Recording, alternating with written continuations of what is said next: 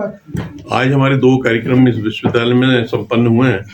पहला कार्यक्रम तो ये है कि हम लोगों ने एक दिवसीय सेमिनार किया जिसमें कि एग्रीकल्चर की क्या आगे भूमिका होगी और कृषि को कैसे आगे बढ़ाया जाए, कृषि में आधुनिक तकनीकों का कैसे समावेश किया जाए और किसान की आय कैसे बढ़ाई जाए, इस पर विचार विमर्श हम लोगों ने किया।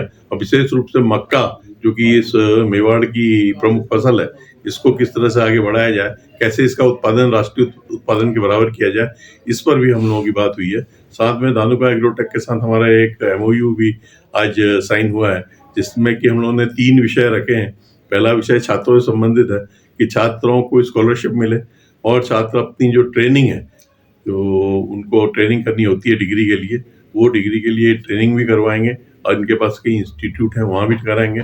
छात्रों को ये धनराशि भी उपलब्ध कराएंगे, उनके खाने पीने का खर्चा भी वहाँ ये धानुका एग्रोटेक देगी और साथ में BSc, MSc और PhD के छात्रों को छात्रवृत्ति भी देगी। दूसरा जो मुख्य उद्देश्य हमारा वो किसानों से संबंधित है कि किसानों को जो हमारा लिटरेचर है, जो हमारी नवीनतम कृषि विधाएं हैं, वो किसानों तक पहुंचे। हम लोग कई नई टेक्निक निकालते हैं, लेकिन हमारे पास धनराशि की कमी होती है, तो ये लोग उसको प्रसारित करेंगे और किसानों तक पहुंचाएंगे। साथ में नए नए बीज भी किसानों को उपलब्ध कराएंगे ताकि जो पैदावार है वो कम से कम राष्ट्रीय स्तर तक तो आ जाए, क्योंकि कई चीज़ों की पैदावार चाहे मिलेट्स में आप देखेंगे, चाहे आप मक्के में देखेंगे, तो ये काफ़ी कम है। और तीसरी बात जो हमने रखी है वो सोशल साइंस की रखी है कि किस तरह से एक वैज्ञानिक तो बने हमारा छात्र, एक एंटरप्रेन्योर बने, लेकिन साथ में एक अच्छा इंसान भी बने। तो उसके लिए भी हम लोग इनके माध्यम से एक्सपोजर कराने की सोचते हैं। और आपको पता है 71 बच्चों को मैंने अभी एक IDP NHEP के तहत 3-3 महीने के लिए विदेश भेजा था। 10 शिक्षकों को भी मैंने 6-6 महीने के लिए भेजा था। अभी 30 विद्यार्थियों का एक दल मैंने तमिलनाडु एग्रीकल्चर यूनिवर्सिटी भेजा है और 30 विद्यार्थियों का दल अभी मैं पंतनगर भी भेजने वाला हूँ।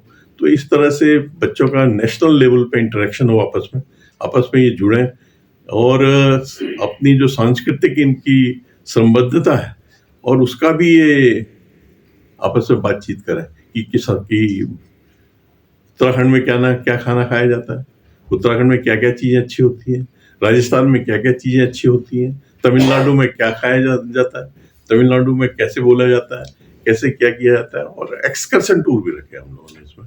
तो आज का ये जो MOU है, ये किसान, छात्र और सामाजिक रूप से समाज के लिए काम करने का एक प्रथम प्रयास है विश्वविद्यालय के द्वारा। और मुझे आशा है कि ये प्रयास जो है वो सफल होगा और हम एक नई कहानी लिखेंगे किसान के क्षेत्र के आगे बढ़ने के क्षेत्र में और बच्चों को एक अच्छा इंसान बनाने के क्षेत्र। आपने मक्का का जिक्र किया, मक्का के राजस्थान में क्या स्टेटस है? उदयपुर मेवाड़ का उसका कितना प्रोडक्शन हो रहा है पर हेक्टेयर और उसको कैसे बढ़ाएंगे? देखिए, मक्का यहाँ की प्रमुख फसल है और मक्का का जो प्रोडक्शन है वो राष्ट्रीय प्रोडक्शन से बहुत कम है। अभी मक्का के विशेषज्ञ अभी यहाँ पर आने वाले हैं, तो आपको पूरी डिटेल हम उनसे दिलवाएंगे कि राष्ट्रीय स्तर पर क्या हमारा प्रोडक्शन है, स्थानीय स्तर पर हमारा क्या प्रोडक्शन है। वो बांसवाड़ा में भी काम कर चुके हैं और वो डूंगरपुर पर भी काम कर चुके हैं और सारा डेटा वो अभी आपको देंगे। और साथ में अभी मैं ये नहीं कहता कि हम कोई अंतर्राष्ट्रीय स्तर पर जो मक्का होती है उसके स्तर तक पहुंचे, लेकिन राष्ट्रीय स्तर तक तो कम से कम पहुंचे। और आपको पता है कि मेवाड़ में लोग कहते हैं कि मक्का नहीं छोड़नी है और मेवाड़ नहीं छोड़ना है, चाहे और कुछ छोड़ दिया, तो ये तो कहावत है। तो मुझे लगता है कि ये एक बहुत अच्छा हमारा अचीवमेंट होगा। ये आपके कार्यकाल में कोई विशेष योजना है मक्का को प्रोत्साहित करने के लिए, प्रोत्साहन के लिए? जी, अभी हमने मक्का की एक संकर वैरायटी हमने निकाली है और ये इसकी पैदावार सामान्य जो यहाँ वैरायटी से दुगनी। और इस संबंध में अगर आपको डिटेल चाहिए तो डॉक्टर दुबे हमारे जो ब्रीडर हैं उन्होंने ये निकाली है, तो उनसे भी आप संपर्क कर सकते हैं। मेरा नाम राम गोपाल अग्रवाल है। मैं धानुका ग्रुप और धानुका ट्रस्ट का चेयरमैन हूँ। आज हमने यहाँ उदयपुर में महाराणा प्रताप कृषि विश्वविद्यालय के साथ एक MOU साइन किया है, जिसके अंतर्गत हम और यूनिवर्सिटी के साइंटिस्ट, साथ में केवीके के साइंटिस्ट मिलकर किसानों को खेत में डेमोन्स्ट्रेशंस लगाएंगे और वो डेमोन्स्ट्रेशन पे उनको ले जाकर फील्ड डे करके बताकर कि कैसे वो अगर सही तकनीक का, नई टेक्नोलॉजी का इस्तेमाल करें तो वो अपनी क्वालिटी, पैदावार और आमदनी बढ़ा सकते हैं। आज हमारे देश में कृषि में आगे बढ़ने का बहुत स्कोप है। हम सब जानते हैं कि हमारे देश और चाइना की करीबन, हमारे देश में 91 में ओपनिंग हुई थी और चाइना की हमारे से 10 साल पहले करीबन। लेकिन आज ओवरऑल जीडीपी हम चाइना से 5th पोजीशन में और एग्रीकल्चर में 3rd पोजीशन में है। और उसके पीछे 2-3 मुख्य कारण हैं कि हमारे किसानों को नया ज्ञान, नई तकनीक नहीं पहुंच रही। दूसरा, उनको कॉम्पिटिटिव सही प्राइस नहीं मिलते। तो मार्केट को ओपन करने की आवश्यकता है ताकि किसानों को फ्रीडम हो कि वो अपना सामान कभी भी कहीं भी बेच सकें। एक सबसे बड़ी समस्या जो हमारे देश में है वो है नकली उत्पाद, नकली दवाइयाँ, नकली बीज, नकली खाद। अब किसान बेचारा अनपढ़ है, उसके साथ ये धोखाधड़ी और चीटिंग हो रही है, तो उसके खिलाफ जो लोग हैं जिनको कार्रवाई करनी चाहिए, क्या कारण है कि उनके खिलाफ कार्रवाई वो नहीं कर रहे हैं या नहीं कर पा रहे हैं। और वो एक बहुत बड़ा कारण है हमारे किसानों की पैदावार कम होना। अभी उड़ीसा से रिपोर्ट थी कि वहाँ नकली पेस्टिसाइड की वजह से किसानों की धान की फसल खराब हो गई और उन्होंने आत्महत्या कर ली। अब ये खबर कितनी दुखदाई होती है कि जो किसान दवाई के लिए पैसा खर्च करके दवाई छिड़क रहा, वो दवाई काम ना करे और वहाँ जो लोग हैं वो कहें जी हम देख रहे हैं। अरे भाई, किसान ने तो आत्महत्याएं कर ली, एक कितने किसान होंगे। इसके मामले में मैं आप लोगों से, मीडिया से रिक्वेस्ट करता हूँ इस मामले में जागरूकता फैलाने की करें। और हमने अच्छी कंपनियों ने सबने अपने प्रोडक्ट्स पे QR कोड कर दिया। किसान स्मार्टफोन से स्कैन करके पता कर सकता है कि असली है या नकली है, और वो हमारी वेबसाइट पे भी पहुँच सकता है स्मार्टफोन से, और उसको कृषि के बारे में और प्रोडक्ट के बारे में पूरी जानकारी हमारी वेबसाइट से उसको मिल जाएगी। देखिए सर, 90% किसान जो है वो तो लो इनकम के, राजस्थान की बात करें और उनको तो नॉलेज नहीं है, तो उनके लिए क्या तरीका है? QR कोड वगैरह समझ नहीं पाते। एक तो अवेयरनेस स्कीम लगा रखी है हमने, वो आज नंबर 1। नंबर दूसरा ये कि जो प्राइजेस हैं, जो ब्रांडेड कंपनीज के मेडिसिन के, ब्रीज के प्राइजेस हैं, वो कंपेयर ज़्यादा है, जबकि लोग दूसरी कंपनी लोग प्राइजेस हैं। तो नेचुरली जब किसान गरीब है तो वही से जोर से लेगा, अलग सॉल्व होगा। आप प्राइजेस कम करने के लिए या कंपटीटिव बारे में क्या करते? देखिए, आपका प्रश्न बहुत सही। आज पेस्टिसाइड के ऊपर 18% GST है। क्या ये जस्टिफाइड है? 18% जो नकली बेचने वाले हैं, जो सस्ते की बात कर रहे हैं, हमारी पुरानी कहावत है, सस्ता रोए बार बार, महंगा रोए एक बार।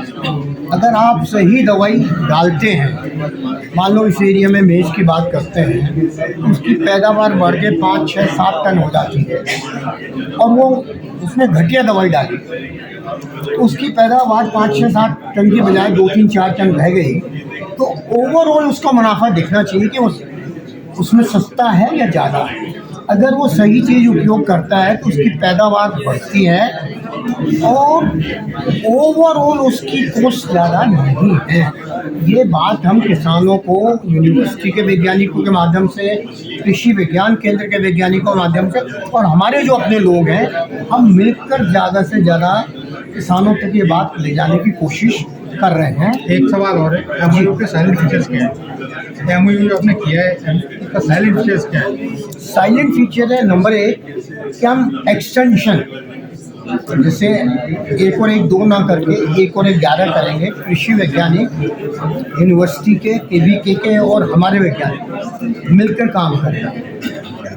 यूनिवर्सिटी के वैज्ञानिक, हमारा R&D सेंटर है पलवल, वहाँ विजिट करेंगे, हमारे वैज्ञानिक उनके पास विजिट करेंगे। हम यहाँ के स्टूडेंट्स को, बच्चों को अपने यहाँ नौकरी पे रखेंगे, उनको इंटर्नशिप देंगे, फेलोशिप देंगे रिसर्च के लिए। तो इस प्रकार काम करके जो मिलकर प्रगति करने वाली बात है, ये हमारे प्रधानमंत्री जी का स्लोगन है, सबका साथ, सबका विकास, सबका विश्वास, सबका प्रयास।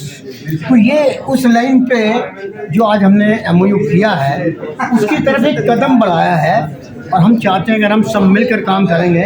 और आज आप लोगों का, मीडिया का भी एक बहुत बड़ा रोल है किसानों तक सही बात और जागरूकता पहुंचाने के लिए। आप लोग भी एक बहुत बड़ा रोल अदा कर सकते हैं। और जो सस्ते वाली बात है, इनके सैंपल सरकार टेस्ट करे, इनके सैंपल ही टेस्ट नहीं होते। आज अगर अच्छा बीज है तो उसका पूरा जर्मिनेशन है, अगर वो सस्ता बीज है तो आप उसका देखें, आप खुद अखबार के ऊपर गिन के 100 दाने अच्छे बीज के बिछा के पानी डाल के 3 दिन बाद देख लीजिए, और जो सस्ता है उसके 100 दाने गिन के लगा के उस पर पानी डाल के देख लीजिए कितने बीज उगते हैं।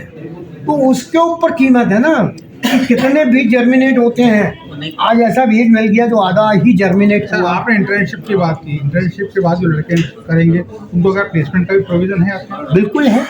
हमारा पूरा देश में, इंडिया में कारोबार है। आज की डेट में 1500 बच्चे हमारे पास काम कर रहे हैं पूरे इंडिया में, फील्ड के अंदर, जो किसानों के बीच जागृति, जानकारी, नई टेक्नोलॉजी, और यहाँ तक कि ड्रोन्स भी हमारे पास हैं। ड्रोन से भी हम स्प्रे करके किसानों को बता रहे हैं। और जैसे शुगर मिल्स हैं, बड़े किसान हैं, उनको हम ड्रोन सप्लाई भी कर रहे हैं ताकि वो ड्रोन से प्रिसीजन एग्रीकल्चर का फ़ायदा उठा सकें। मक्के का गॉड फादर है, जनक का है। आप बताएं इसके बारे में, क्या क्या आज की स्थिति क्या है, कैसे क्या है डेवलपमेंट से बताएं। डेवलपमेंट में तो अगर आप पिछला डेटा उठा कर देखें तो आपको पता लग जाएगा कि देश में कितनी प्रोग्रेस हुई है स्टेट में। ये वो स्टेट है जहाँ मुश्किल से 500-600 किलोग्राम पर हेक्टेयर प्रोडक्टिव होती है, आज क्लोज टू 2.5 टाइम तो ये है। उसका इम्पैक्ट क्या है कि फार्मर के अंदर जो हमने हाइब्रिड टेक्नोलॉजी की अवेयरनेस लाई और राजस्थान का सीड प्रोडक्शन का प्रोग्राम चलाया, उसके कारण क्या है किसानों के अंदर अवेयरनेस आई। क्वालिटी का हाइब्रिड सीड अगर हमारा यहीं पैदा होएगा तो हमें मिलेगा, सस्ते दाम पर मिलेगा, सही समय पर मिलेगा। तो अगर आंध्र प्रदेश देखेंगे फार्मर, उनका सिनेरियो कैसी है, सीड से हुआ है। अगर आज विजयवाड़ा बेल्ट में जाएं, जितने छोटे छोटे लोग थे सीड प्रोड्यूस आज कंपनी बनाए और वहाँ के लोगों को एम्प्लॉयमेंट मिल रहा है, टाइम पर सीड मिल रहा है। इसलिए आंध्रा की प्रोडक्टिविटी हमेशा हाईएस्ट रही है, तो 100% एरिया हाइब्रिड ऑप्शन। अब इधर अगर 5 टाइम आपकी प्रोडक्टिविटी बढ़ी है तो इसका कारण यही है कि आपके एरिया अडोप्शन हो रहे हैं। अगर सीड प्रोडक्शन, ये वैसे तो राजस्थान पूरा सीड प्रोडक्शन के लिए बड़ा लायक है। बाजरे का हो, बाजरा नंबर 1 क्रॉप है यहाँ, 80% एरिया पूरे हिंदुस्तान का बाजरा का यहाँ। जब बाजरा हो सकता है सीड प्रोडक्शन भी हो सकता है, जब मक्का हो रहा है लेकिन मक्का के लिए ये है अगर हम इसको रेनी सीजन में लगाएंगे तो पैदावार कम होगी। अगर इसको विंटर में लगाते हैं, ये क्रॉप वैसे माइल्ड क्लाइमेट की हिंदुस्तान में गल्फ फिट की है रेनी सीजन, माइल्ड क्लाइमेट है, अमेरिका के अंदर का माइल्ड क्लाइमेट है, तो उनकी प्रोडक्टिविटी क्लोज टू 11 टन। हमारी प्रोडक्टिविटी इस टाइम 3.5 टन है, जो कि कई साल तक 1 टन है पूरे कंट्री। और विद इन 15 ईयर्स के अंदर सीड हाई लाने से ये हमारा जो प्रोडक्टिविटी बढ़ी है, यहाँ राजस्थान का फ़ायदा हो सकता है। मेज ऐसी क्रॉप है जो नंबर 2 पहले थी, वो इंडिया में अब नंबर 4 पर चली गई है। लेकिन इसके फ़ायदे ये हैं कि एक कोई लस्सी लगे ताकि किसानों को सही दाम। Thank you sir.